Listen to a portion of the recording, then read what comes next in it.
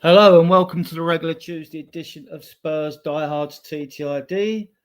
Uh, Tonight we'll do a review of player stats and we may discuss the Europa League and also talk about being in the Champions League and any other Spurs news that I've got banners for.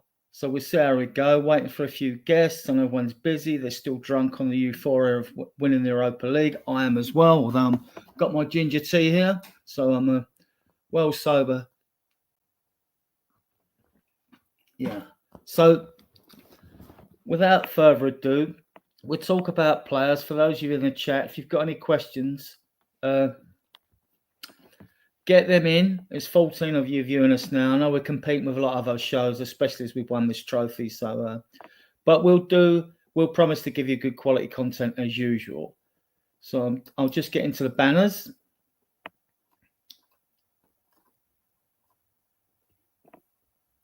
Seasons review. Right. Some of the players. Okay. These are goals and assists from some of the squad players.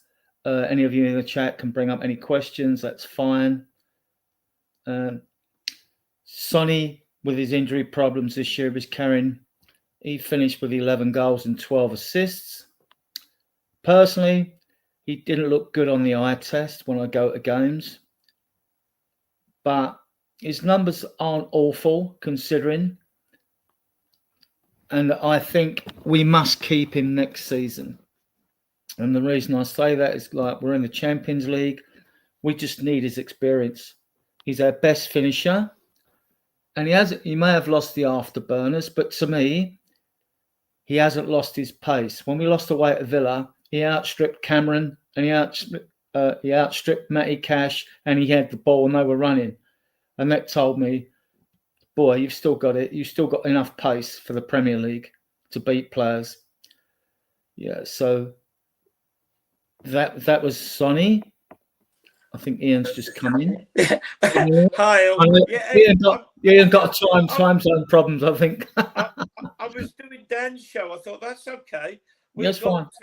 Got until 10 p.m. to come on live with you. So anyway, so I'll be 5 minutes. I was panicking. No, don't panic. No, it didn't matter. I mean, I would have carried on regardless. I'm going to have the shows go out. We've got 6 to the same schedule. I was just talking about Sonny and his 11 goal and 12 assists. Not looking good on the eye test, but I was saying to those viewers that away at Villa, he outstripped Matty Cash and Cameron with the ball. Yeah. He may have lost the afterburners, but he's still got enough pace to survive in the Premier League. And it appears he's been carrying an injury anyway. I mean, like, he hasn't looked good on the eye test. Let's be honest. You can't, sugarcoat it. But we're going to need him next year for his experience, Ian, aren't we? Sonny, yeah. I mean, I think there's two things. There's the Sonny, the player, and if we got Champions League, then we need increasing backup. The Sonny, the experience, because it's not just a matter of backup. It's now a matter of putting in some experienced players, because we agree we got some good young kids. But forgetting the Hansen thing, you win nothing with kids. You absolutely do need experience to be playing in the Champions League and what have you. And there's no getting away from it. His commercial pull is massive. And in fact, there's a thing I don't know if people have seen on Facebook, but an open top bus in Thailand. And I know Sonny's Korean, South Korean. He's not Thai, but Spurs are massive in Southeast Asia. And the number of supporters that there are in that part of the world is huge. And unfortunately, there's just no getting away from the fact. I mean, I'm sure if Daniel could find a fabulous Chinese player or Japanese player or Indian player. I've not seen many top quality professional players from India.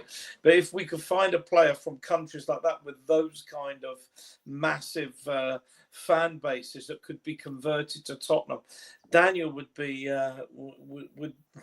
leaping up and down, because the revenue that brings in. You want to do the chat and Yeah, well, why not? Should we say hello to a few people? Yeah, say hello to a few people. We've got 24 viewers. We've got a few of you in the chat. Yeah, Loyal so forwards. Ez, is that Ez or is that Easy? Is that, yeah? Edsy in Ez, Hull I think it's getting Ez. him from Crystal Palace. I usually have Peter Kagayas telling me at the time, but that's from Melbourne. Sorry for the late start, Ez. Yeah, no, that's okay. And Destiny, good evening. Yeah, regular friend of the show. Oh man, yeah, okay. I didn't know that song till Wednesday night. Does everybody know I was in the stadium? I thought you all did. Yeah, there you go. And be good tonight. Brian, good evening, and Jeremy as well. Good evening to you, Jeremy. So if you're in the chat, do say hi. If you haven't hit us a like, please hit us a like, because Adrian wants to retire as a multi-millionaire. So do hit a like. And if you haven't subscribed, hit the alarm bell to get the notification we're online. Please do that. That's a big help. And there is a red subscribe button in the bottom right-hand corner. We can't actually see it because we're doing the show live, but all you got to do is hit that little subscribe button in the bottom right-hand corner, and it takes you straight to our channel. Yeah. Anita's jumped ship. She's come over with us. Big up, Nita. As is Audio. Big up, Audio. Big up, Audio. Chris Barrett. Yeah, I didn't want to plug my show on other than Diehards' start. I want to bump both their channels and the Irish Hotspur as well, because I always do that even if we've got a show going. I just want give them the there's so many shows. So thanks, guys. And I'll leave the audio on for them as well, although I've got it on mute because it just helps their algorithms, So I'll always do that. We got 30 of you in, which is great. We'll move back onto the task in hand. I think always good to see you, particularly you regulars. Can't stress how much we appreciate the support, because a fair bit of Paul, if you want to come on, the links in the top of the channel. If you want to come on, Adrian, by the way, on the other thing, and I never got a chance. You were talking about my red shirt. It's actually Cerise. And you know full well I was, because you phoned me. I was playing. I was ribbing you in. I was ribbing you. It's my any hint of red, I was going to rib you anyway. Yeah. Got you get you back because you beat me in the predictions league. You finished 9th, I finished 11th, right? I came 9th, you came 11th. I'm planning my revenge already. Loser. Okay, we'll You're move on. Not fit to place my drinks. Yeah. Sorry, I mean, guys, it's not your shit, and you know you are. So Solanke, I don't think he's actually done too badly for his first season with a new bunch of teammates. Total amount of goals, 17 in all comps, and 8 assists. By the way, for those of you viewing that, I get all these stats off a transfer market. So if they're wrong, so if they're out 1 or 2, or then be updated, you get the general idea anyway. Yeah. So 17 goals, 8 assists. And what's your take on Solanke? So whichever game it was, what was the first game? It was Karabakh that I saw. It was the first game I saw this season coming down from the frozen north, and Dragusin was sent off after 8 minutes, quite rightly, for Dogzo, denying an obvious goal-scoring opportunity. Yeah. And you see, there's certain things you see when you're at a game that no matter how closely you watch on telly, you just don't see. And Solanke's work rate, his leading of the line, everything. I can understand exactly why Ange wanted him. Yeah. He's a good player. 65 million, we know that was at the top end. If he was if we'd have paid 40 or 45 million, we'd said we'd got a bargain. 65 million, probably a bit over the top, but it's not our money. I think he's been absolutely fantastic, considering he's had an injury. He's scored 17 goals this season. Yeah, and 8 assists. I think that's pretty good. I do think that. What do you think of his penalty taking? Sorry, what did I think of his penalty taking? Fascinating, but I think it shows a mega amount of confidence. I mean, when I was playing, and I'm going back a lot of years, you pick your spot, and you just walked up and you hit the ball where you said you were going to put it, and let the goalkeeper worry about it. Now this technique of up, looking at the player, looking at the goalkeeper, waiting for the goalkeeper to commit himself. Bloody hell, it's dangerous. But they've got good at it. No, what has he taken? 3 and scored 3. I'm not arguing. Well, he's going to have to wrestle with Sonny, who's captain, who could demand to take them, and Maddison for taking penalties next season. So at least if they're not all on the field, we've got penalty takers. We ain't going looking around, who's going to take this. And actually, I'll tell you someone who does take a good penalty and all, and most Spurs fans won't have seen it, but I watch videos before he's come to this club. That's Papa Sarr. Sarr takes a penalty. He's took him before. Plenty of power. Yeah, definitely plenty of power. He didn't take it, did he? That Tell would have. No, Tell take a penalty. Yeah, Tell scored one. He did. Yeah. Okay, let's move on to Mr. Hot and Cold here. Johnson, 18 goals, 7 assists. You can't ignore the numbers, though. I don't care whether you like him or not. And he's now scored in a big game, so he's killed that Spursy tag, right?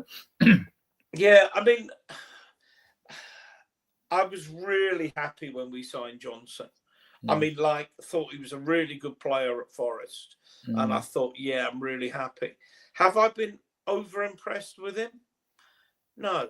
And one of the things, I guess I was surprised that we signed him, is because Ange needs, and when I saw Celtic, has real pace on those flanks. And he doesn't have it, and he's not playing with real pace.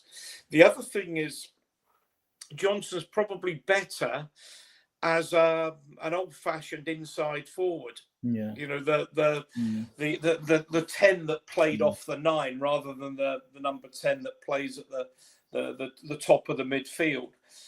Would get the little knock-ons. You know the type of player I'm thinking of. The Keegan to Toshak. I'm going back a bit, but people in the chat, hopefully they know what I'm talking about. Whereas he's been dumped out on the right wing, and he doesn't have the pace to be a winger. And I sometimes wonder, and it's one of those things that you say, are the tactics entirely right for the players we've got? I mean, if Daniel Levy says, Ian Meth, get on that training ground, sort the tactics out, I'd almost certainly be playing 3-5-2, and probably Johnson's, different players, but Johnson playing off of Solanke, maybe Son as well. There would have to be proper rotation. Yeah. But I would have the two fullbacks, wing backs, obviously advanced, because it would be 5 in midfield when we didn't have when we had the ball, and then you'd have on form. You'd probably say any 2 from Bissouma, Bentancur, and Bergvall, and Bissouma was absolutely fantastic when Bergvall got injured, and then probably Maddison or Kulusevski, although I still think we could do with a little bit of more creativity in there, and then Solanke and Johnson. That would be how I would set up our current squad. But, hey, that's not how Ange plays, and as long as Ange is the manager, that's how we play. Listen, hang on. We have a news flash. We have a major news flash. Oh, Peter Kyrgios. All right, Peter. 6:25 a.m. in Melbourne. Thanks for joining us. He's a regular friend of the show. Yeah. And comes on occasionally. The link's out there, Peter. If you want to come on, mate, come on. The link's in the channel at the top. All right. Yeah.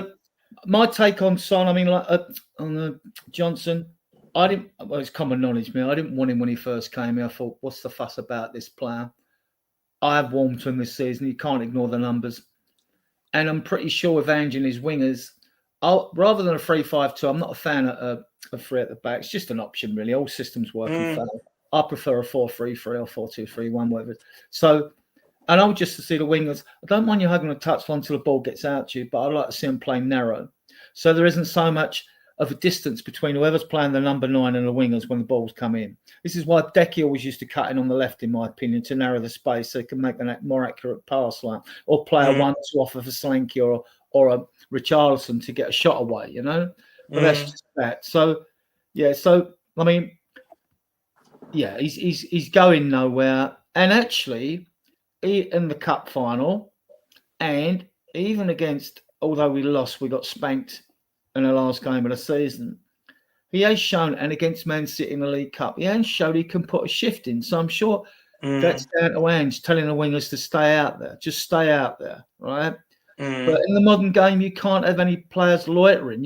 Everyone's got to get involved. So that's where I question Ange. I've critiqued Ange and praised him, and I'll continue to do it. Our audio artisan has put a comment in the chat. Porro with 9 assists. Are you going to come to that because it's something? No, go on, bring them up. If there are any questions come up, we'll stop for the questions.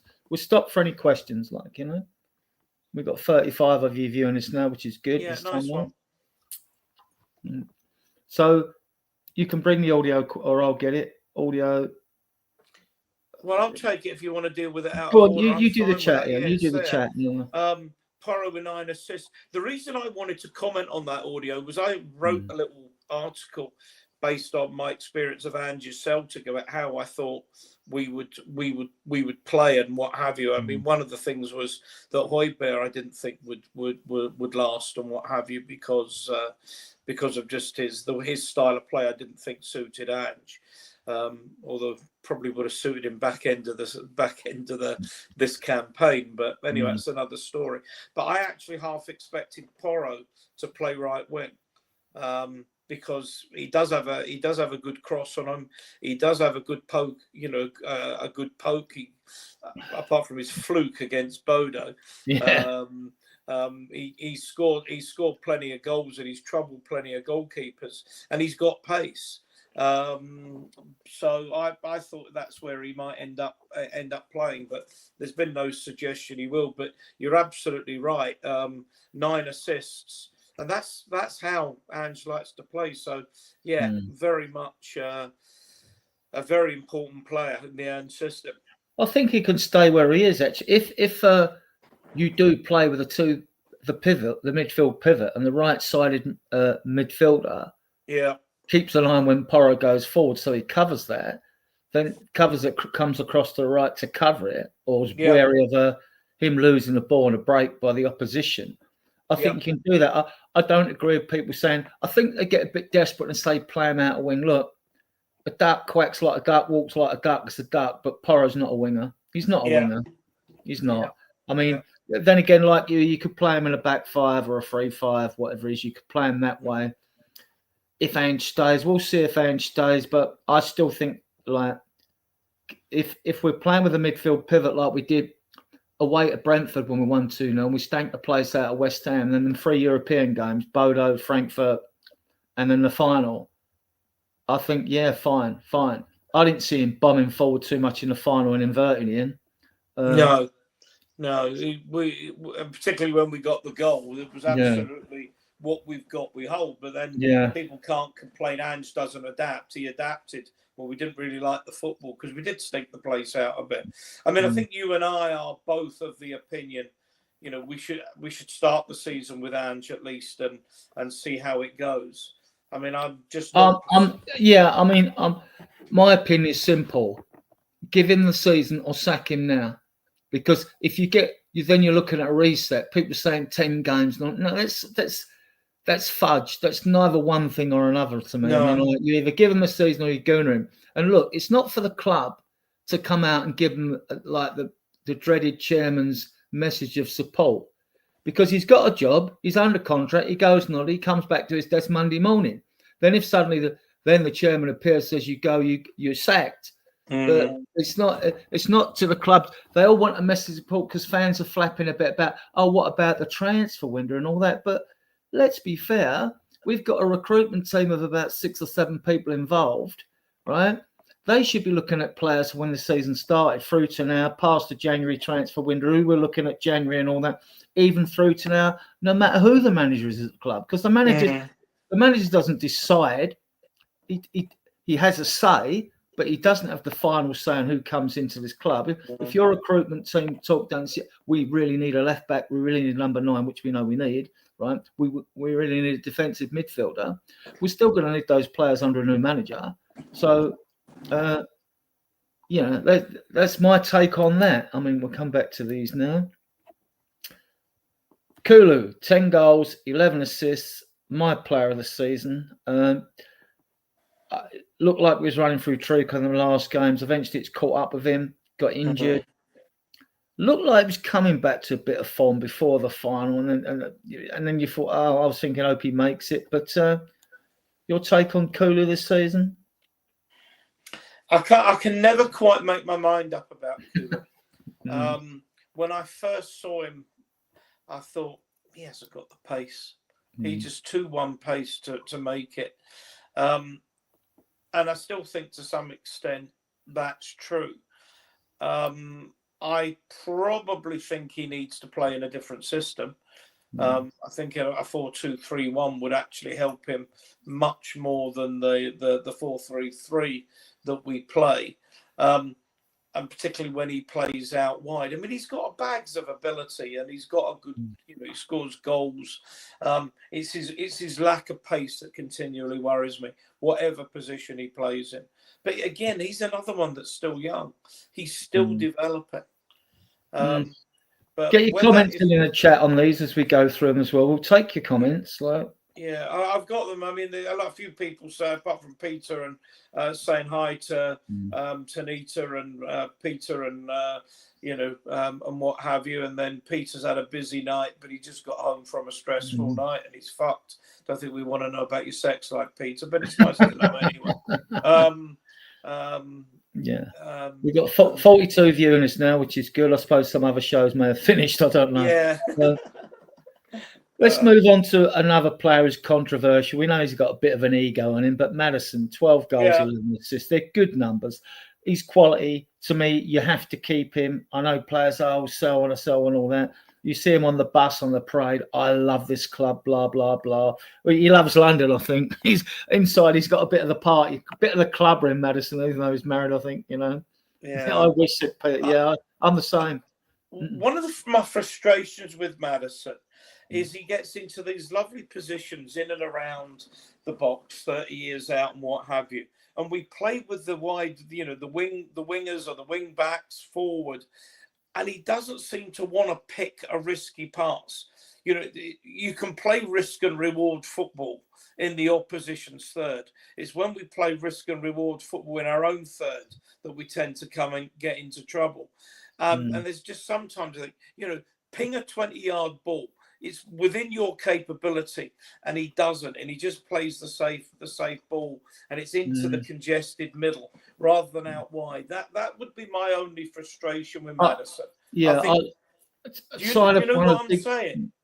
Yeah, one of the biggest signs of a quality player to me is when they take the ball in their stride without having to control it. Darren Anderton used to do it years ago, and Maddison, we've seen it at least 3 times this season, where when defenders are trying to get near him, he's let the ball come across his body. He's turned sharply. He's away, lost them, and it's gone and led to a goal, and we scored a goal. Yeah. He's very good at that, switching play. And he's not going to be perfect, but he's definitely a quality squad player, and you have to. It's an area, I mean, if I'm honest, if we could find a better right winger, whether that's Tell or Yang or Odobert, and we could find another player in that midfield that can pass with a, and these players aren't 10 a penny. I think Kulu would be sellable. I don't think he's a bad player. I just think for the role that we need up there, we need someone better. But then he goes and has a blinder, scores twice, makes one, and makes me look an idiot. So, he does that. Let's move on to this player, Pat Matassar. Oh, there you go. There's audio, I think, agreeing with me. I see a lot of runs that never get picked out. It does my head. Yeah.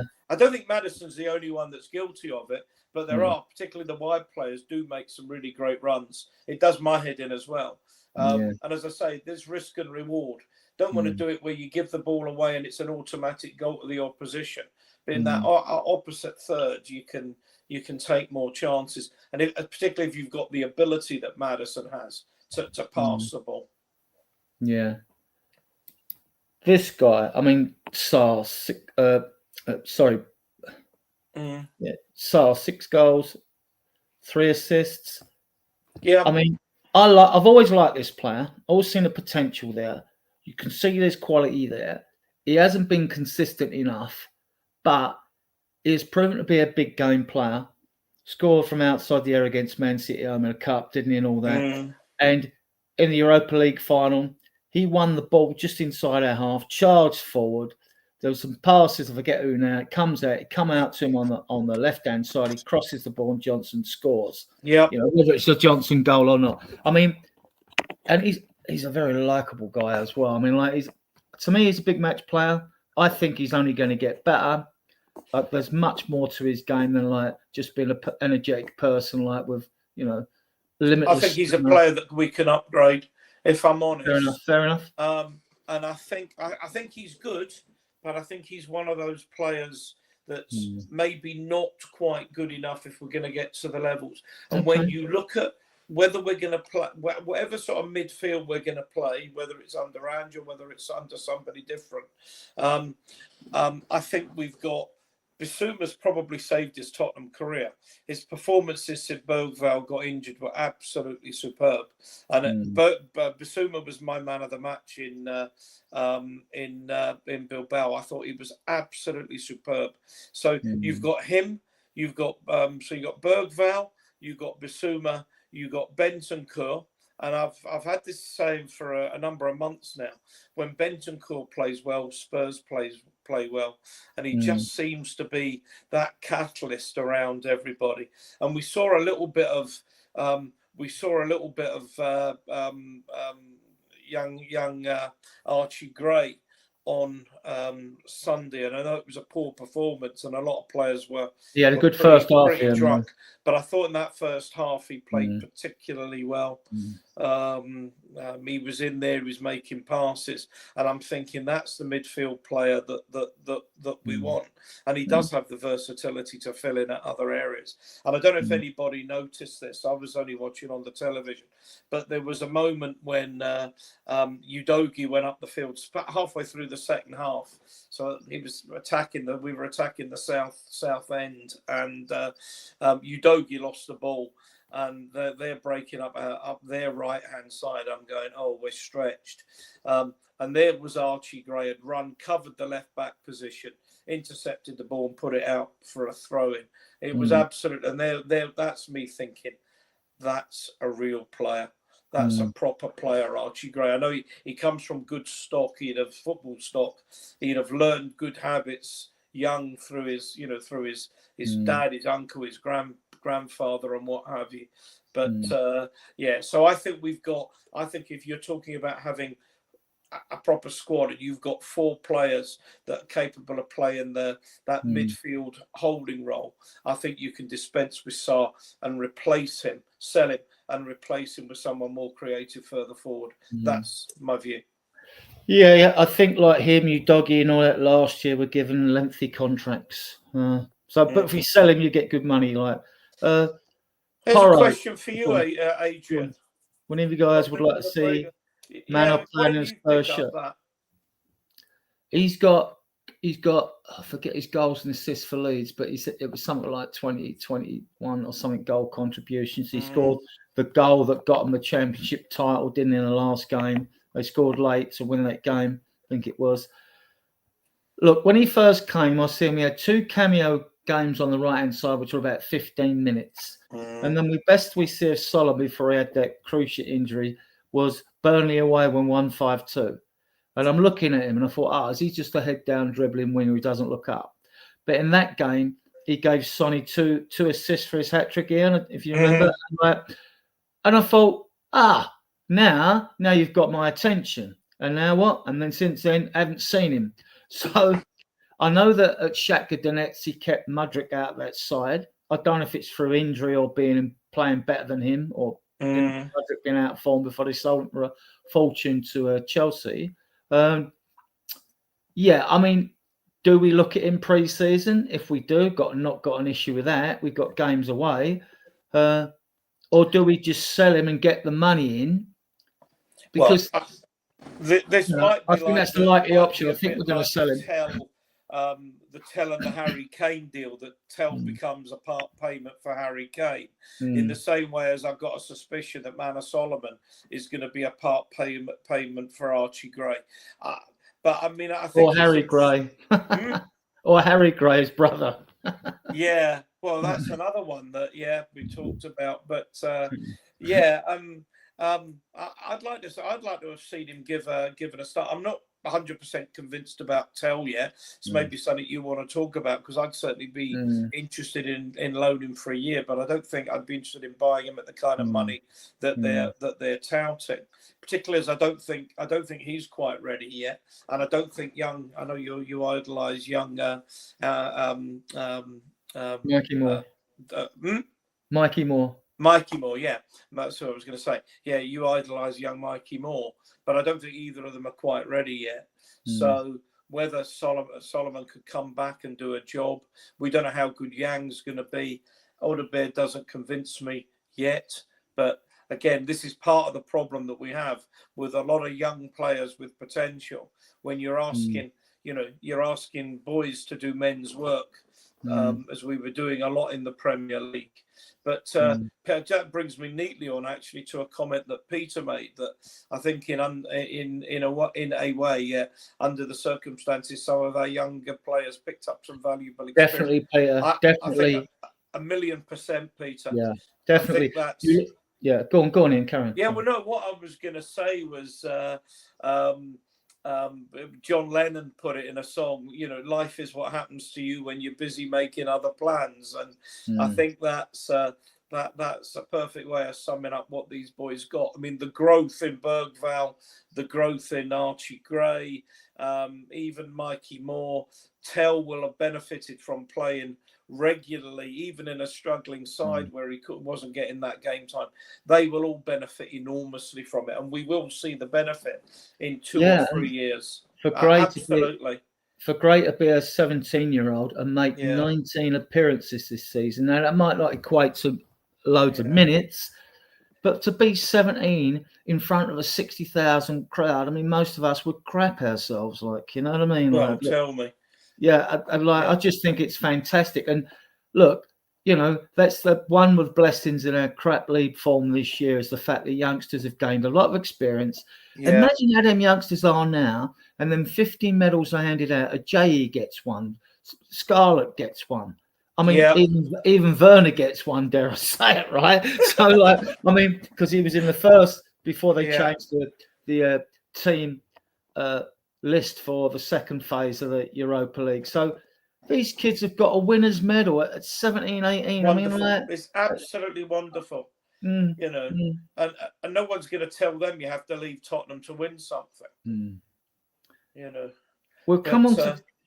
We'll leave Cootie for now. We'll come on to him later. Right, okay. Because there's just another couple of before you move it on. Adrian. Go on, do the comments. There was that Manor Solomon. I think that is 10 goals, 11 assists. Yeah, I know it's about 20 those million. numbers. I know it's in the Championship, but those numbers are better than Tell's, better than Odebear's. He is a dribbling winger. I mean, he is tricky. Can he do it in the Premier League?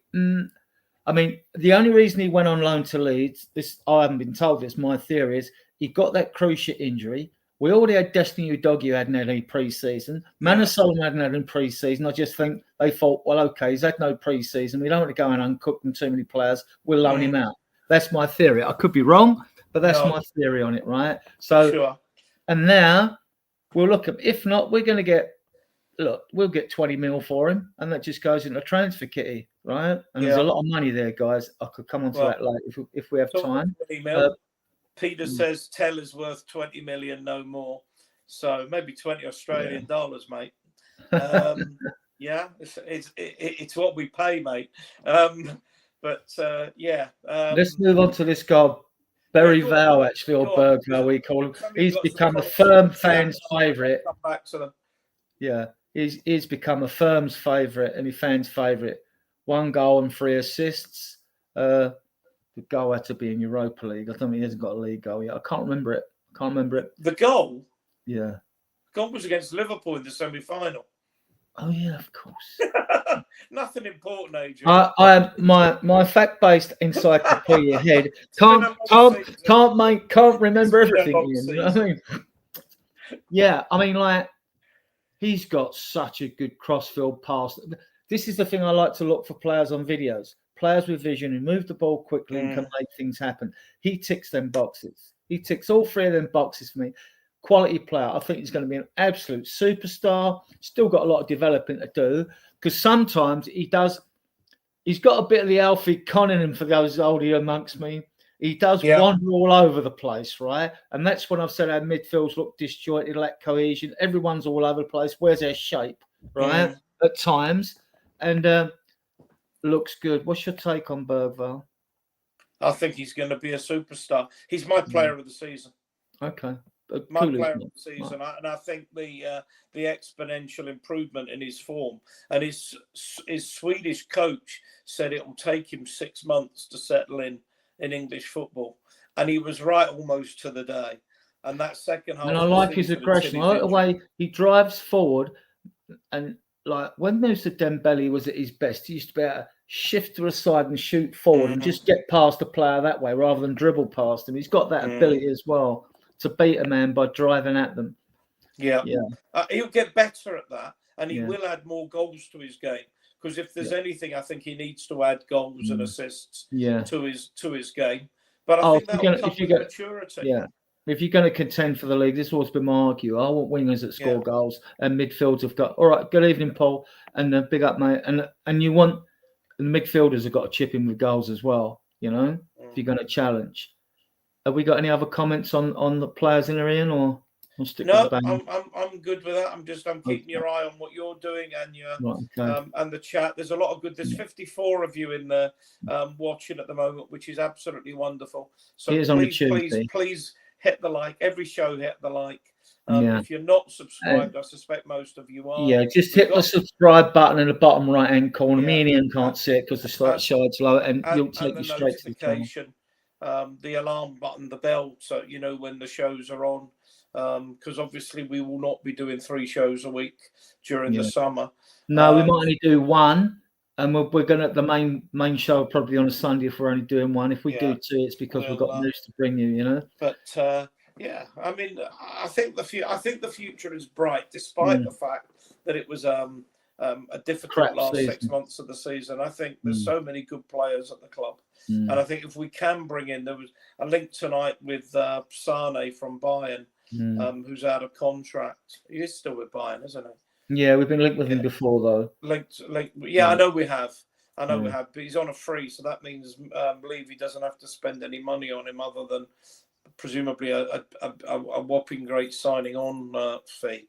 But I think he's the. I'm not going to say he's the exact player we need. I'm not 100% convinced he is, but he's the kind of experienced player with know-how who's been around the block a few times that would be really valuable to some of the younger players in the squad.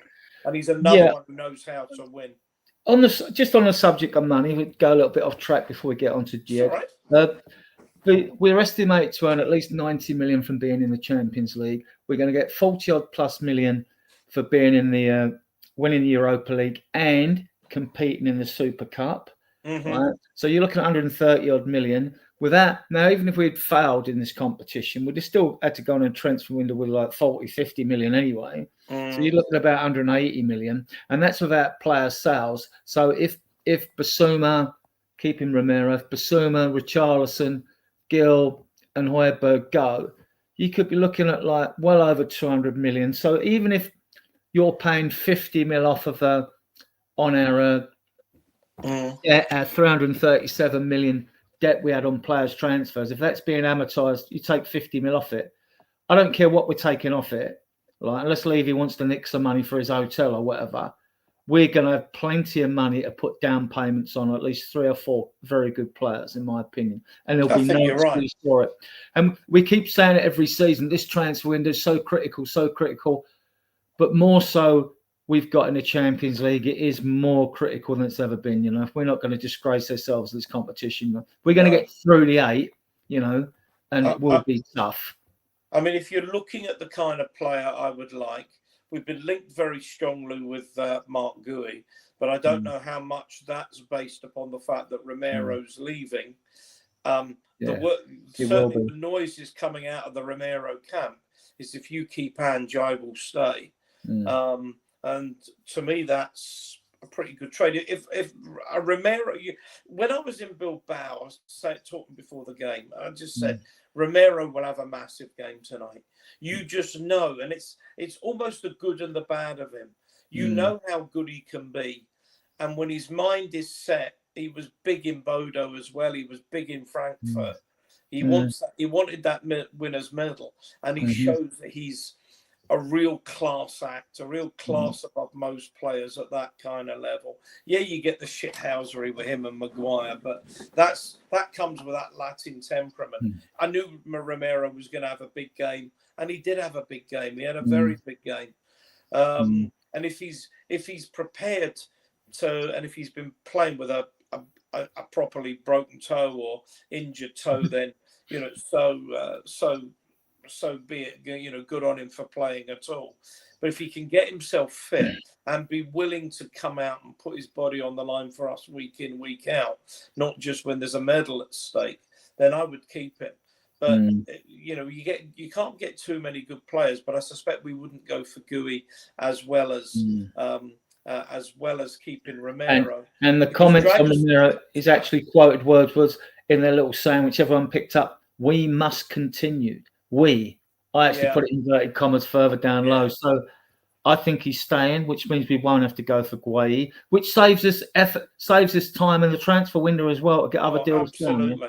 Although Nita says sell him. But the player I just think is so perfect for us is Edza. Yeah, like with the fan base, I just think he's our best defender by a country mile. And there's some might scoff and throw me pelters. That's fair enough. I just do. He is, Let's move on to this guy who saved us a lot of money. Jed Spence. 2 goals, 2 assists. Dropped off a little bit lately, but he's more than shown enough. He's a more than capable squad player. And we're not sure whether he's going to end up at left back or right back. That will depend if we get a right back or left back in. Well, I think we need one more quality fullback. I don't know how close the boy Abbott is to being ready to step into the first team. And I say that on the basis that Levy has said, and I agree with Daniel on this, that there's absolutely no point in us signing and developing these young players if there then isn't a route to the first team for them. And there's a balance with what we need now in terms of getting us competitive in the league, because we can't be finishing 17th. We can't be finishing below 7th, really. No. Abbott smashed it at midfield, but he came through as the under-18 captain, then captain the under-21s, and he's still only about 19, I think. And he may have played at fullback. Dante Casanova's the fullback one, but he can play in the centre-back and he can play at defensive midfield where he is good. So I'm pretty sure he could play right back as well. But so Bissouma, I want him gone. You like him, so 2 goals. Yeah, we're going to be crowded with midfielders because it looks like we're going to get Cardoso and Gomez. That means that would be fantastic. That's what I'm looking at. They're both quite creative. We're going to see Cardoso tomorrow, are we not, for Betis? Or am I? Is he not with Betis? Yeah, he is. He's with Betis because that's the deal we did with Lo Celso. So even if we don't get Cardoso, we got part of the sell-on fee. Yeah. But remember Cardoso, there was talk, and it's talk. We've got to remember when we speculate, we know no more than anybody else. But the Cardoso didn't fancy Tottenham much. We're now playing in the Champions League, so you can bet your bottom dollar that suddenly Tottenham will look a much more attractive proposition for any player that we're linked with. Yeah, well, we'll definitely, after that, winning that trophy, the players that have given such belief and confidence going into the next season. Yeah. Adrian, will you talk to the good people in the audience? I need a drink. Right, okay, then not alcohol. I've been talking on your show and on our show. Our show and Dan's, and I need to put a light on as well. So just give me a minute and I will be back. Yes, Peter, comment here. Some people say if we get a new manager, Levy needs to back him. What about backing Ange? Exactly that, and I think he will be backed. And actually, and the reason I think he'll stay, if Levy can save a few quid, like Ange has got 2 years left on his contract, it's 10 mil. That 10 mil can be put to better use. well, at least 5 mil of it, because Ange might only survive another season. But if you win something again, who knows? And on that, to be honest with you guys, I mean, like, my take is next season, to be perfectly honest, we're not winning the Premier League. We're not winning the Champions League, unless we shit a miracle in a transfer window, and everything turns up rosy for us.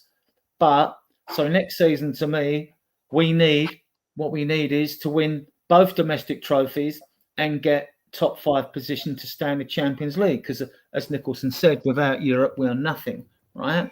So, and to get in there. So that would be my target. And if I have silly bets, I had a bet on the Europa League, so I won a few quid. Next season, I won't be backing on the Premier League or the Champions League, but I will have a bet on the Carabao Cup and the FA Cup, because I think we can win them and fight on 4 fronts. So let's move down to the next comment. Audio, the 3 teams won't be as bad as 3 when we can't have a league. Yeah, it's not happening, audio, though, is it? It's not happening. I mean, you couldn't make up the storm of things that went wrong for us. It was a perfect storm of everything that could go wrong at the football club, and that's what happened with all them injuries. I mean, like, I've never known any team ever, have an injury crisis like we had. And it just meant that you could get no cohesion going in midfield, up front, at the back. I mean, like, yeah. I agree with this. I'm here, Adrian. I agree with this, and fixed midfield. Yeah, we're taught at a young age playing football, most games are won and lost in midfield. If your midfield don't function, unless you're lucky playing long ball football, you're not gonna win most of your games. It's simple as that. I totally agree. Yeah, we need to bring in, if we bring in Cardozo and Gomez is a bit of a diminutive. He's only about 5'5".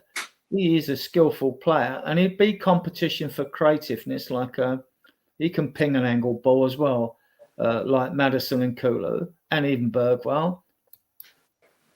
Whoever we sign amongst mirrored links, the world's premier proven. Yeah, if it's just yeah, Paul. Yeah, we need more. I mean, if we're going to have youth players next season, they've got to be ready. When people say, "Oh, Newcastle are playing a young player, or Liverpool are playing a young player, or Man United are playing a young player, why aren't we playing ours?" It's got nothing to do with us in them. That's not the argument. The argument is that player ready? And now, with the Champions League game, with the 8 games we've got, some of these youngsters are called in the opposition, will get game time, will get second half game time. But if we're playing a real top side, most sides in that competition are going to be better than us anyway as it stands now. We might go into the competition in good form, though. You never know. So, yeah, as it stands now, it's very hard to drip feed them into the squad. But a few of them gained valuable experience, because of their injury crisis. So that's the only good thing that's come out of the injury crisis. Gray would never have played the amount of games he's played. Bergvall wouldn't have either.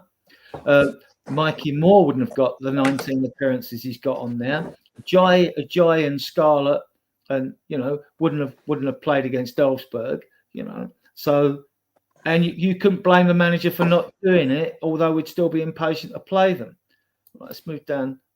Mick, what was it? About, was it rumours? No. This is running. And Mick, my opinion on this, investor, no thank you. The clue's in the word investor. What we need is a new owner. And the easiest way to buy this club is for someone to buy a majority amount of shares, which ENIC have got. So they've got at least a 51% stake in this club. And then you've got a new owner. If you want to buy the whole club, that's very complicated, because it's all got to go out to all the shareholders. There's 30,000 small shareholders at Spurs as well. They've all got to vote on it, So basically, we need ENIC to sell. My opinion is this has gone on now since April last year. Is it last year's annual report? So when Daniel says we're working and talking to potential investors because we need to expand, quote, the equity base of the company. So that's creating new shares and bringing somebody else in, taking a shareholder. And I think, Ian, we can expect that these rumours will grow exponentially now we're in the Champions League. I'm not sure they will, because I think the problem, Adrian, has been that, typical of Daniel, his asking price has always been too high. Yeah. And I think that's why investors have walked away. Sometimes, and this is again, it's a sort of an area of Daniel where he's quite weak, is that he doesn't look at that big picture and say, if I'm going to sell part of the shareholding, what I need to do is to make it attractive enough to bring someone in with enough money to help really develop the business, rather than saying I'm just gonna take the maximum revenues I can. There was a comment there about someone saying buy Fernandez. I don't think he's within our price range, but let's talk about Garnacho, Adrian. Yeah, we'll just do audios first. On the mole, I'd have to think it'd be someone in the medical team or a disgruntled player. So, no idea on it. I mean, like, Garnacho, they brought him on, Ian. I mean, say that again? Garnacho, they brought him on Man United. And, like, I'm glad he wasn't on for the whole 90 minutes. Well, tell me, but they don't trust him at United. So there'll be a reason for that. I mean, I thought when he came on, speak proper English here. When he came on, I thought he could change the game. And he came close a couple of times. Yeah. He's one of those players, he's still young. I don't know, there'll be talk in the game. I mean, when we signed Ndombele, there was talk in the game that he was a bad one. Good player, but a bad one. And how our scouting system didn't pick that up, how they weren't aware that he had attitude problems, is beyond my comprehension. I mean, that's just a level of incompetence that it shouldn't be tolerated. And one of the reasons I say that is that when we signed him, Emmanuel Petit came. I can't remember. I wish I'd written down what he said, because it was like something like, an interesting signing, but Tottenham will have to work hard with him, or something like that. And it just gave the game away. Petit knew what he was like, and presumably if he's that good with their connections, Arsenal would have been in for him. Yeah, you get these rumours about players' attitudes like Kuna, Garnacho, people like that. I mean, I can tell you, Peter, I'll put that up. I'd take Fernandez from Man United in a heartbeat. I mean, who wouldn't? But the thing is, I think you're looking at something like, I don't know what the transfer fee would be, about 70 million for a 30-year-old or whatever he is, and £400,000 a week in wages. We can get. I've got a list of. If we get to him, I've got a list of players we've linked with and all that, and I've got someone else I would take instead of him. But yeah, so let's go back, because I think we got to Bentancur. Banners, where are you? Why don't? Oh, there we go. Right. Bentancur, 2 goals, 1 assist. Yeah. I like this player. Now, these are the thing with us fans. It's all subjective. Half you love a player, half you hate a player. You've commented quite a bit when Bentancur plays well, the team plays well. I think that is shown recently as well. He started well, Brentford and all that, West Ham. Then he had a little bit of a dip, and then he sort of come back again. I think he's done well since his ACL, though. Yeah, well, he's certainly a player I'm keeping. I don't think the middle of that midfield, if he's going to play, I don't think that the quality of the player has actually been the problem. I think it's been the tactics that Ange's deployed. If he's going to play a 1 or a 2-man pivot, then selecting from Bentancur, Gray, Bissouma or Bergvall is a problem. So I need to say hello to one of our regulars. Good evening, Just the Harvest Potato. Good evening, European champions. It sounds good, doesn't it? Yeah. It sounds good. Anita, like me, is a Bentancur fan, so there you go. Yeah, I am. Yeah. Anyway, go on. Back to it. Okay, so Bentancur. So one of my favourite players, best youngster I've seen since Glenn and Perimeter's club, Mikey Moore. So it might be 3 goals and 4 assists, actually. He got the goal against Elfsborg, nice cut diagonal runner. And he got the goal against Aberdeen in a pre-season friendly when he jinked through about 2 or 3 players and slotted it on. And then he had that little cameo against, it was AZ Alkmaar, wasn't it, on the left wing when he came on? and Was it Alkmaar? It might have been. did 20 minutes there, and showed that he's got it again. But then Ange did start him in a game, and he had to take him off at half time. So this is what you get with kids. As much as I like him, and he's going to be an absolute superstar. And Chelsea offered 10 million for him a year ago, and he's only just turned 17. And because you can sign a scholarship at 16 years of age, and then a 1-year professional contract. This is so you're not exploited as a youngster. Spurs now that as soon as he's 18 in August, which is coming up, they're going to give him a new contract. That's going to happen, right? He's 18 in August, is he? Yeah.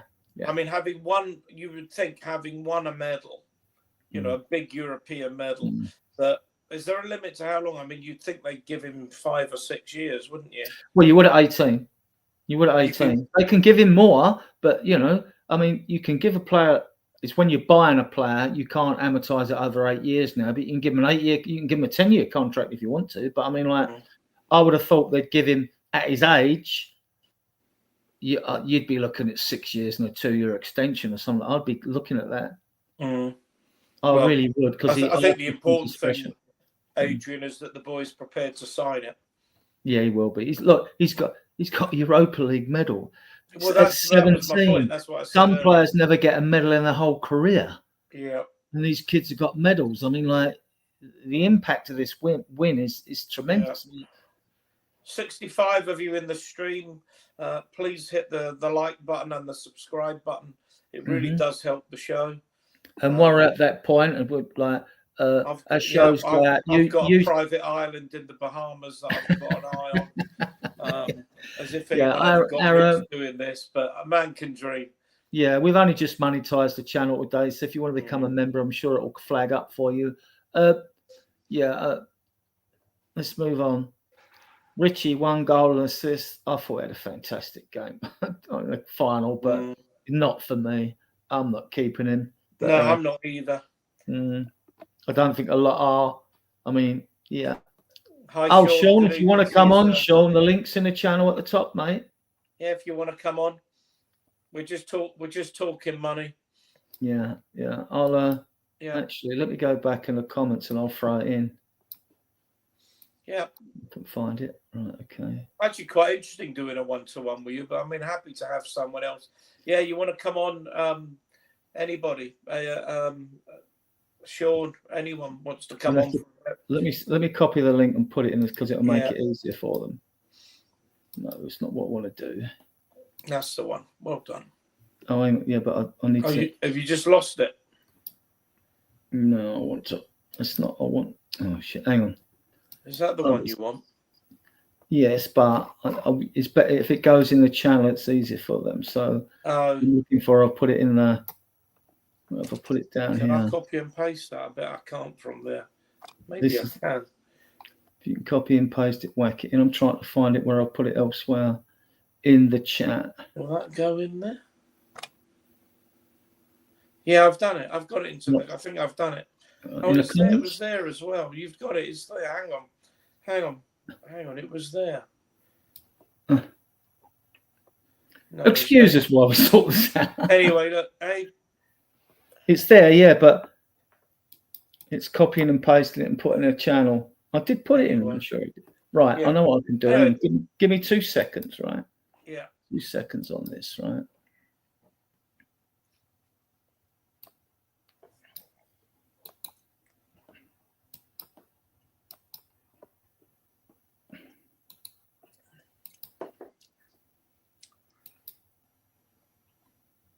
It'll come up twice now because the way they've got the show set up. So, right, it's in the chat channel. If anyone wants to come, if you want to come on, Sean, you're always welcome on our shows, mate. So, yeah, right. Where was I? You're talking about Richarlison, I think. Yeah. We're not keeping him, are we? Right. So, if we're letting Richarlison go, we need another centre forward, a proper centre forward. And someone mentioned earlier the guy from St Patrick's in Ireland, Mason, whatever, or Melia Mason, Mason. Yeah, he's with St Patrick's in Ireland, and you've also got from Ireland George Feeney as well. But these are 17-year-olds. It's not It's not right that we expect any of these to be first team players, and he can't go on loan. Is that right? Not if you're under 18. Even Mikey Moore couldn't go on loan because he's under 18 till August. Okay. So, right, so we're back here again. We're talking about Mikey Moore. Yeah, I mean, anytime I get a chance to watch him play under 21s or anything now, I mean, scored goals at all England youth levels. I mean, yeah, I mean, I've said enough on him really, Richie. Right. Mm-hmm. Let's move on to a fan's favourite. Is more favourite because he looks sexier because he's got pace. VDV. He's staying. Mickey van der Ven. Mickey van der Ven. That was probably as loud as anything being sung. 2 assists. Scored a couple of nice goals last year. I mean, yeah. Class. Class. You're keeping him in your Cootie, you've mentioned. Vicario, Venom. Is that who it was? Yeah, I mean, he pulled out 2 fantastic saves in the final. One low down to his left and another one. And I just thought, it's the sort of saves like you give a man of the match, but we had so many choices for man of the match, you know. You had Romero, didn't you? Richarlison putting a shift up front, you know. Like you said, Zuma. I mean, yeah. I mean, he's obviously staying with Kinksky. We've got no shortage of goalkeepers. You've got Austin. We don't know what's happening with Keeley at Orient. You've got Gunter as loan to Wealdstone. You've got Maguire for the under 21s. We've probably got too many. I've got to mention something about Vicario because he's careless. And everybody forever will talk about that wonder block on the line by Mickey. But it should never have happened because... No, he flapped at that. I mean, it was a piece of goalkeeping that was honestly appalling.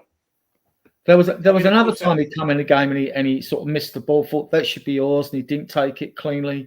Sometimes even when he gets them, he doesn't take them cleanly, and then that won't inspire you with confidence, like, you know. But he's a good goalkeeper. Taking the job. Is that Ian twerking for Alona Lewis's yacht? Yeah. I couldn't resist putting that up. Mickey van der Ven. Yeah. Right. Odegaard. Now, word is he's the most. This is why I just try to play him in the 10. That Sonny was saying the most skillful player. I think Sonny said it. Most skillful player when they see him in training. Now, prior to that, so it'd be him and Madison really, and Son really. You know. Yeah. Odegaard's numbers at Burnley aren't great in terms of goals and assists. No, but when he, for those that you don't know, the 62 viewers. He came from the PSG Academy. He went to Burnley when Vincent Kompany was there. Vincent Kompany raved about his potential. They raved about him. And at the time, before the Euros, right, his stats were identical to Nico Williams. Now, I know we'd all take Nico Williams because he's proven at the moment, right? But he's still, he hasn't moved on, has he? Wouldn't mind taking him. No. Right? So, yeah, so he's... Couple of just a quick interruption, Drula. Another one of the ranks. Hi, Drula. Lovely to see you. And Nita's got a question as well that we maybe come on to in a second, Adrian. Yeah. Well, we've done Odegaard. Who have I missed out? You Doggy. And what's your take on you Doggy? Good player. Good player. A lot of fullbacks these days, the modern fullback. They're not really defenders anymore. When I played left back, I tackled. I could go forward. When I was 11, this is like 1971, I used to get called Terry Cooper Meth because I was like an attacking player converted into a fullback, and I loved going bombing. I got high hopes for him in the last season when I see him at his best. I thought you could be one of the top 5 best left-sided defenders on this planet, right? So I like the player. I think he's been crap this season. I've got to be honest. He's been very poor. He come back, didn't have a proper pre-season because he was injured, and he was good in the final. And like he's just started to show his form in the last few games, like, you know. I'll tell you, we need to talk about as well. Kevin Danso. Yeah. Never let us down, has he? No. Good player. Yeah, maybe a little bit. Sometimes you worry. Do you think you're better than you are when you're bringing the ball out of defence and what have you? But absolutely bloody rock solid. To come on twice to play that three at the Did back. you see the bit? I forget it was telling about. I don't know if it was Sean Butler or someone else was saying in one of the shows. I'm on so many, I forget. At the end of the game, because he had a choice of playing rugby or football, and he looked like a rugby player, that he picked two of the Spurs players up, one in each hand, or something. I haven't heard that. That's what I haven't seen it, so I'm sure it's not an April Fool or nothing like that. But it might have been Johnny. Was it Johnny? I can't remember. Yeah, so that shows them. I mean, we all want to see more of him. I'm very happy with him. Want to see more of him. Want to see if he's a better passer than what we've seen. He's got pace. He knows how to defend. So yeah, well, certainly with them playing. I mean, I thought it was a masterstroke by Ange because it was obvious that they would be putting Maguire further and further forward, and we don't have phenomenal headers of the ball in the team. So that was a masterstroke, I thought, bringing him on. And he brought on Gray as well to do that, and he said, he was interviewed. He said, "What happened? Instructions and all that." He said, "Well, instructions or not, I was just determined to run my guts off, like, you know what I mean, just to make sure." We've got 5 comments in. Any you want to bring up? Yeah, I know. Well, just we got Nita's question that we haven't really answered. Okay. Oh yeah, Scarlett. Nita, so let's go back. Let's go back to Dane Scarlett. No, hang on. That's Hi Adrian. Where are we? Do you think that one? Sorry, that's what I want on stage. Yeah. I watched Scarlett play as a 17-year-old. He's now 20 or 21. He's always scored at all levels at England levels, right? He went to Ipswich on loan, didn't get the game time, but at Oxford, I think he got 4 goals in 20 or something. And it's the thing when you loan players out and they don't get game time. To me, there should be some clause in it or some incentive. You playing for 90 minutes, we'll cover his wages for that game or something like that. Work some commercial way of encouraging the club to play the players, And also, we need get-out clauses in these because, like, when Divine's at Portsmouth with Phillips, they changed their manager and then he's not fancied. There should be a clause. You change your manager, we can cancel the transfer. We can cancel the loan fee because this is where Spurs have been so unprofessional in the past on these things, right? But Scarlett, Nita, watched him as a 17-year-old. Used to watch a lot of the youth games. Watched all of them last year, not only a few this year. We've been busy trying to get this group going. 17-year-old. When you watch 22 players on the field and you get a player that really stands out, he was the one when I watched him.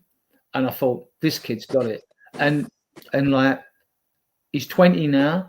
I mean, he scored against Elfsborg, didn't he? That header from the left-footed cross from Decky. And that took awareness and position. He had to move for that goal as well. He had to anticipate it and get in a position to get in, right? And he also scored Kane's last game, Shakhtar Donetsk, we won 5-1. We were 4-0 up, and he got the 5th goal. The turn and swivel on a sixpence in a box and slammed it in the net. I don't know. Look, I don't know if he'll have a future at Spurs, but I know he'll have a future in football because he is a finisher. He's a finisher. And the same with a lot of these kids. When they go, fans will moan, but they're not all going to make it in the first team. About 3% make it in the Premier League.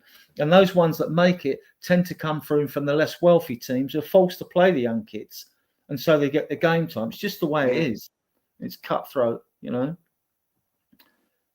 Right. Yeah, I mean, audio's got. We'd just go back to Kevin Danso, Adrian. I mean, I agree with this. I mean, Danso, for a new player, he's been great. Had 4 different centre-back partners and 3 different goalkeepers to play with.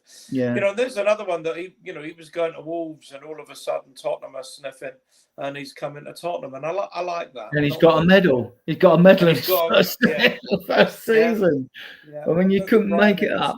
It's fairy tale time for some of the players at this club, though. You know what I mean? So, yeah. So, we're going to go on for some rumours, but now we're going to go. Yeah, let's talk about that. Bit of Spurs news. There's a few things to get through here. There's 67 of you viewing us now, and those in the chat. While you're here, thank you for your comments and for being with us and hanging fire with us here.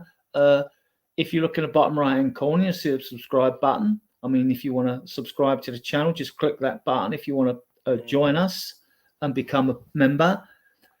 you'll be able to do it there as well. Our shows go out during the season on Tuesdays, and they will go out Tuesdays next year because of the Champions We League. might have to vary it, mightn't we? Yeah, it might be Tuesdays, Wednesdays, yeah, but we wanted people to get used to knowing when we're on. We don't want to keep chopping and changing or changing the time. So, but Tuesdays, I usually do the shows Tuesdays at 9 o'clock. I take the short straw. Drusilla does Fridays. That's at 10 o'clock because he likes to get Americans and Canadians on and some from the Southern Hemisphere. It just helps them a little bit more with the time zone. And Ian does, he's got the Blue Ribbon show on Sunday. Sunday's Ian. So the admins, they do what they want, right? No one tells anyone what they can do and what they can't do. They just set the shows up the way they want. Yeah. So that's that. We've also got a Facebook group with 14,500 members. There's about 3,500 active each month, but a lot of them don't like this social media. I've got a Twitter account with 3,200 on it. And we've got a page with 300 and a page because the videos go live on page and live on Twitter. So that's that done. Right. So we move on to some news, right? And anyone else that knows me. yeah, basically. Yeah. But and I haven't even got into my Instagram account yet, and I've got to go there, right? I've been busy enough this year, and I've enjoyed every minute of it, mate. Right. So let's talk about some because there was question from there. Sorry, you wanted to talk. No. Well, that is part of it anyway. So we'll come on to that. You brought up about Ryan Mason, didn't you? Yeah. Go on. Good move for him to cut his teeth, get a managerial job at West Brom. Yeah, I do as well. I think so. Otherwise he's never gonna know. No. He's done a bit. He's worked under Mourinho. He's worked under Conte. He's worked under Nuno. He's worked under Ange. He must have learned a lot and learned what he wants to learn and forgotten what he wants to forget and got his own ideas. I think he could be one for the future. And I actually suggested this on social media. I wouldn't be the worst idea to take Ben Davies with him. A really experienced player, knowledgeable player. I think Ben Davies is going to be an outstanding coach when he finishes playing. He can probably do a really good job in the Championship, Ben Davies. Yeah, that'd free up space for Dorrington because he plays on the left. Absolutely. Right. So another one with a winner's medal, by the way. Yeah. With Aberdeen on Sunday. If you didn't twig that Aberdeen beat Celtic on penalties on Saturday afternoon. Yeah. Right. If anyone else has got Ryan Mason, Matisse Tell. I like this kid's attitude. I think he's got a tremendous attitude on the field for one so young. All these rumours about how much we're going to pay, how much the original fee was. Look, the media don't know. I mean, unless because it'd have to be someone high up at Spurs or at Bayern that said this is whatever. We have got the money now. We'll have loads of money to spend and still be able to pay a chunk off what we owe on transfer fees anyway. I would like another loan. It wouldn't bother me if we signed him permanently because I think we can do that. We've got wiggle room with the money we've got coming in. We'll have over 200 odd million, right? And even we bung 50 mil off our debt, there's plenty of money here. I like him. I do. And the more of each game I've seen him, he's looked that bit better. Not fantastically better. He could do with some more goals, although he got the penalty. He got the goal at Villa, didn't he? That was a nice finish. Yeah. The cup. Yeah. He's probably scored another one. I just can't remember it now. I would be another loan. I don't know if Peter's still with us. He might have gone to his bed, but 20 million. I don't think we'd get him for 20 million. But I would certainly like another loan for a year. Let's see how he develops. The only danger is if he becomes the great player he looks like he might, Bayern might say, well, we'll just have that 60 million, please. Maybe you got to take a bit of a risk. I don't know. But another loan seems most obvious with an option price. Couple of facts for you coming up. We like to bring you facts on the show. VDV and Richarlison both got international call-ups. This will be an interesting... Well, of course, Adrian Angelotti worked with Richarlison at Everton, didn't he? Yeah. And this will be an interesting fact for you, right? Mikey Moore to change with first team players after his 18th birthday. Of course. Now this is because of child protection laws. He's Yeah. 17, right? You can't like. So this is why. I mean, like there are some. I think this is a good rule anyway. Anything to protect kids is, fine with me, right? So we move on from that fact, and we'll give you this. Roman hints at stay. In his comments at the very end, he went, "We must continue. We must continue." Love it. I want him to stay. I really want him to stay. And besides, I don't think Atletico Madrid and the others, look, the transfer market in Europe is still going through a period of deflation. These clubs haven't got the money. They're encumbered with so much debt, most of them. There's no way Atletico are paying 70 mil from him, and I don't think he's going, personally. I think he's staying there. I think he says, if you keep Ange, I'm staying. Yeah. I think I mean, I know a lot of the experts think Ange will still go. My gut is that Levy will take cognizance of the fact that the players seem to be behind Ange. Well, and hang on, and the vast social media, these YouTube groups tend to, in my view, don't really reflect the Spurs supporters. If you go into Facebook groups, you go in onto various other, on Twitter as well. The vast majority, and I'm talking like 80-20, are behind Ange. So I think it just makes no sense. So if he keeps Romero and the players that are behind the manager, then keep the manager. But they've got to deliver, because otherwise they will. Well, then Levy saves 10 million on Ange's contract, the 2 years left, so that'll be sweet for him. And also, we save time in the transfer trying to do a deal for Guay, whoever it is, and we can use that time to get other targets in, right? Yeah, Drewler, yeah. Yeah, I think that's right, Drewler. I think we're all with that. Right, going to move on to the more likely transfer targets. Right, latest transfer moves here. Right, now, Vlahovic, that's been broadcast now. They're talking about 20 mil. I mean, this is absolute steal. Someone who gets him for that, because he's down to the last year of his contract.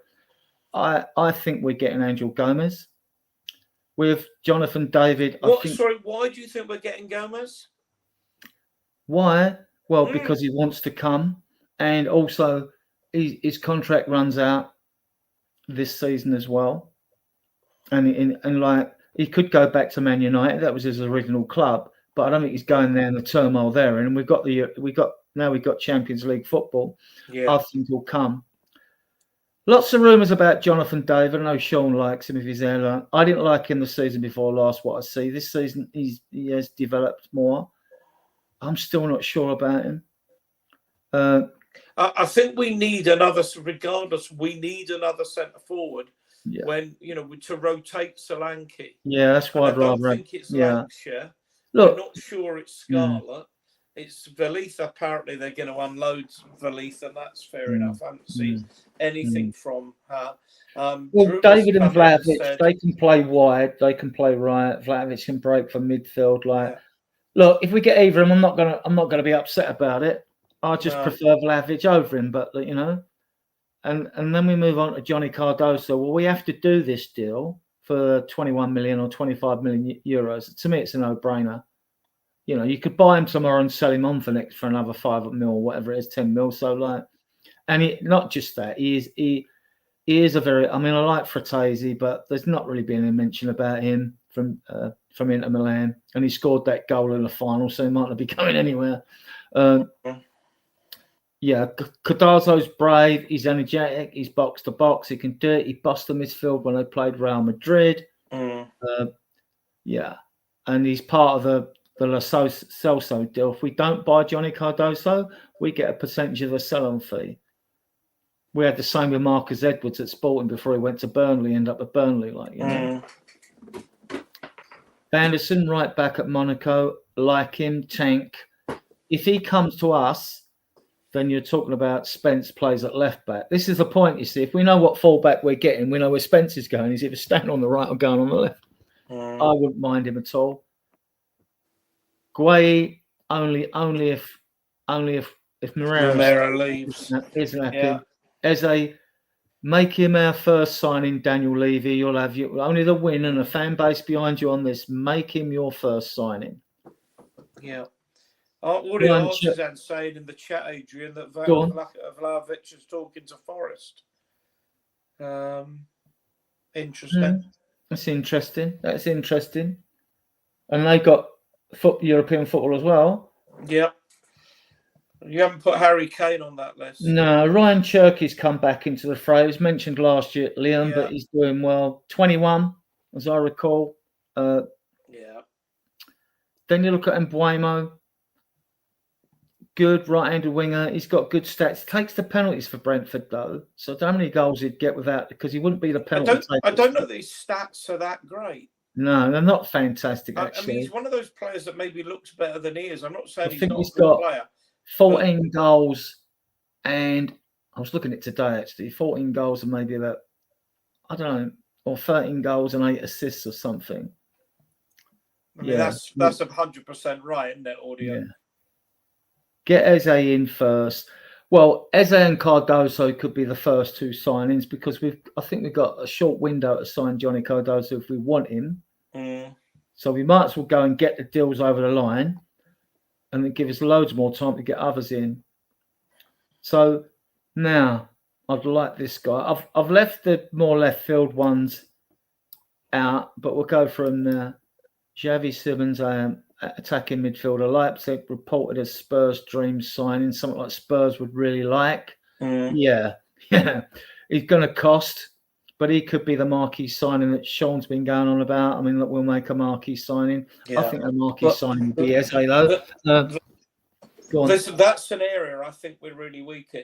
I mean, I think if we were to get somebody like Eze for that left-hand side up top, because of course we play in that sense similar to the way Glasner has Palace set up. But if we could get a really good creative central midfield player to put pressure on Maddison, but maybe even better than Maddison, you know what I was saying earlier about, you know, maybe he needs to take a few more risks in that last third of the field. And I don't know much about this boy, but if Simmons, Dutch international, if he's that player, then that's, I think these are going to make huge differences. What I'll do in the chat, as Ian knows, when these stories gain gravitas, like, and by that I mean like clubs are talking, or players, or talking to the player's agent, or the players agreed terms, doesn't mean to say they come, then I'll start putting videos up. I might put some videos up if I really like a player, though. We've got 74 of you viewing us now, which is fantastic for us. Yeah. This guy's a bit left-wing. I don't know if, and most other people have picked up, but I've picked this up. Brazilian left-back, left wing back, Cubiano from Botafogo out there. Yeah, don't know anything about him. No, and like I did go and look at him, and I was, if it gains gravitas, I'll go and have another look. This guy came up last week as well. Evan Gessen, right wing, Nice, 24-year-old, 42 caps, 13 goals, 10 assists. Decent. Good numbers. Yeah, decent. And everyone's crying out for a right winger. And that's why we might be linked. The reason I put the brilliant left back up, right, it was because, like, if we get room with fullbacks, it gets my attention because I know we need one. Right, so yeah, this guy, and he's fast. Yeah, he is quick. Right, so yeah, he could do a job. Could he do it in the Premier League? Who knows? Right, it's just the thing. This rumor. Richarlison to Everton. I can see this happening. Everton have denied it. Have they? Right, fair enough. Some while ago, but Everton certainly denied it. Okay. Moyes certainly said it's not a sign we're interested in. Right. So I think if Richarlison was going anywhere, it's likely to be to Saudi. We're not going to go on for longer. I've got stuff for the European Champions League and the Super. We might talk about the Super Cup actually as a question, but right. This Christopher Nkunku, striker, attacking midfielder, left wing. My God, we don't need another left winger. 42 appearances, 14 goals, 5 assists. Chelsea loan. He did well in Europe, didn't he? Was it Napoli? Where was it? Oh, I can't remember where it was. Not for me. And I'm a bit biased here because I don't want anything to do with Chelsea personally. Well, they don't want much to do with us, Adrian. Well, good. Let's keep it that way. Yeah. Now, this one is interesting. If Sean's still watching, he knows him, and I watch videos of him, right? Rooney Bargy, winger, FC Copenhagen. He's down to the last 6 months of his contract. Swedish under-21 international. Now, I was interested in this winger, what I see of him. A season or two ago, Sean was as well, I think, Sean Butler. The fact that he's Swedish and we've got Bergvall and Kulu, I think might give it more gravitas. So we'll see. He's not going to cost much because he's down to the last 6 months of his contract. So, but having said that, when that happens, there'll be lots of clubs sniffing around with him. He can play on either wing. You know, he is tricky. Right, let's move down. I'll tell you what, we ain't going to go on much longer. I know it's Ian's an hour in front of us in Spain. I'm going to keep him up. Right. Yeah, I'm actually in the UK only this week. But oh right. Oh, sorry. I remember I did carry on a bit. Okay. You, I've got a couple of questions for you in the chat. Then, yeah. Yeah. And for Ian. One is like, answer this for me, please. The European Super Cup, right? We play that about 4 days after we play Bayern Munich away. I think I've got it here listed. Right, you lot in the chat.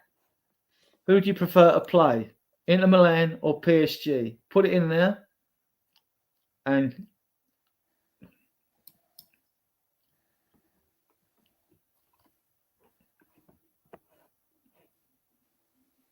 PSG, says Drula, a bit sexy game, more sexier game. I mean, like, well, we don't know who's going to win it yet. They've got to play the final, but yeah, that would be something to play then.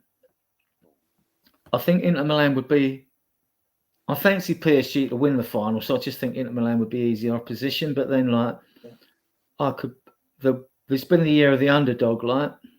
I don't know if either of these clubs are related to birds at all.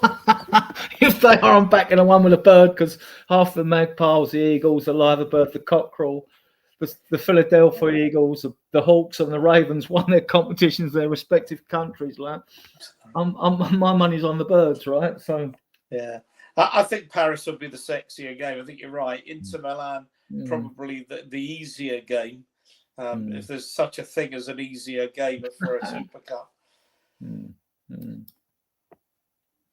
Right, here's one for you guys. We've won this competition.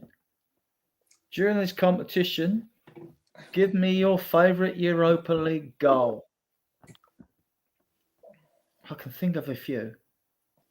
There's a lot of games. There's 15 games to remember. Yeah, I'm just thinking, trying to remember them. Well, I could start with the two. There's two Pero goals. There's the back heel and there's the freak lob cross against Bodo as well. Bodo, yeah. Would you not just go for the winning goal in the final, Adrian? Yeah, that would count, wouldn't it? Johnson's goal in the final. I like Maddison's goal when he took it down, that awkward one on the edge. I think it was against it. He took it down 1 foot and it just crawled in the far corner. You didn't know if it was going to go wide, but he took that so well. I mean, I'll tell you what. Audio. I was at that game, the Elphinsborg game. Audio's put in Scala Ajayi, if I pronounce that right. Yeah, Ajayi was good. Yeah, I was there that night, and I think it was an absolute joy to see those three kids. You know, who between them are nowhere near my age. You know, that's maybe not. Yeah, they're maybe, what would they be between them? About 52 or 55. So I've got 10 years on that. So absolutely fabulous. That was wonderful. That was really. I walked out with a real glow in me seeing those three score. Absolutely. Right, I can give you some more facts, and then right. This is this week, guys, by the way, because we've only got 4 days. Due to the FIFA World Club, the summer transfer window is in 2 parts. Part 1 is from June the 1st to the 10th. Part 2 is from 6th. Yeah. As Sean alluded to in his chat channel, it's not going to affect clubs doing business, but it's just a fact, you know? I mean, like, it just means you won't sign the player. If deals already just be rubber stamped, just means you won't sign them. Right. And then the Premier League season. The fixtures will be released Wednesday, the 18th of June at 9 a.m. UK. We'll keep you posted on all this, as will every other podcast out there. The Premier League season starts Saturday, the 16th of August. Now, that Super Cup game's the 13th. I think it's the 13th. I thought it was the 19th. Hang on. I will have it here somewhere. I'll look it up. I thought Look it up. was the week after the first game. Oh, hang on. No, I've got it. I've got it, Ian. Super Cup finals Wednesday, the 13th of August. Oh, okay. Right. The final will Standal Friuli, which is the home of Italian Serie A 2 Udinese, and Vicario's home. That's where Venom comes from. So, Is that an omen? Nice. If we won this cup, I mean, all right, it is to me the European equivalent of the European Charity Shield, but it's a good banter weapon to have, though, isn't it? I mean, it'd be great fun, right? You know what I mean? Yeah. So, how are you getting on with your favourite Europa League goals, guys? I think we're going to end it. Yeah. Yeah. And I think you are doing a show Sunday, Ian, aren't you? Probably, even if it's a short show. Look, with a bit of luck. David came on with this, just by the way. I've heard a strong that Spurs. I think you may have put this on another. On another stream, on Dan's stream that I was doing earlier. I've seen him play for England under McAtee's. I mean, I don't know enough about him. I've seen him a couple of times, and he's a good little player. And he can play wide, he can play for the middle, he can play up front. I mean, and I think he kept Lancashire out of the under-21 side or whatever at times. He's a good young kid, but like all kids, he's had a fair few games for Man City this year as well. So it's a question of like whether they want to sell him anyway. And I've heard the links. He's a good young player, but left-footed as well. Yeah. We maybe do a show. I mean, there's no reason. We're an hour and a half, and we're probably done 10 minutes too many already. Yeah. I mean, I maybe do an hour on Sunday just to keep the thing rolling. But I mean, certainly if there's news, we will definitely be going live. But yeah, we'll do a speculation show or something like that. Yeah, we don't want to carry on if we can't, and we like to bring you facts. We don't want to waffle on, because then you realise you'd end the show. So we will end it now. Well, and thank you for coming on. People in the audience, in the chat will get they'll wake up to the fact, hey, these guys are just waffling for the sake of waffling. So if we can keep it meaningful and what have you, we've got a lot of regulars, and that's what I like. That makes me think we're doing something right, because we got lots of regulars. Actually, I think Angelo, if you take away the YouTube community and what have you, the big WhatsApp groups, the vast majority of fans out with the YouTube and stuff are Anjin. I reckon it's 80-20, 4-1. I want him to keep it. Well, the longer it goes on without the club coming out and saying he's sacked, the longer his security of tenure is. I agree. It's safe. Right, I think we've got him for next season. Leave your love saving the money anyway. All right. Yeah. So I'm going to end by promoting the channel. 66 of you viewing this now, which is fantastic. It's likely we won't be having a show Friday, but I'll put the show up if Ian decides what he wants to do. Yeah, we'll probably do one on Sunday. Yeah, okay, we'll do one Sunday. They might be weekly shows on Sunday from then on, because we get more of you on a Sunday. So if it means doing one show a week to fill in all the basic news, that's what we'll do. It's actually, Adrian, because I'm just so fucking brilliant that they all tune in on a Sunday night. Of course. That and there's no Coronation Street. That's right. Yeah. You look radiant as we speak, Ian. You know what I mean? You're glowing. That's my shirt. Yeah. So, want to thank all you viewers, all of you in the chat. Thank you for your comments and your questions. Big up to you all. A big up to those that watch us on playback, those that are coming back and watch us on playback. And with that, thanks again. And I'm going to play you out with this. I hope you like it.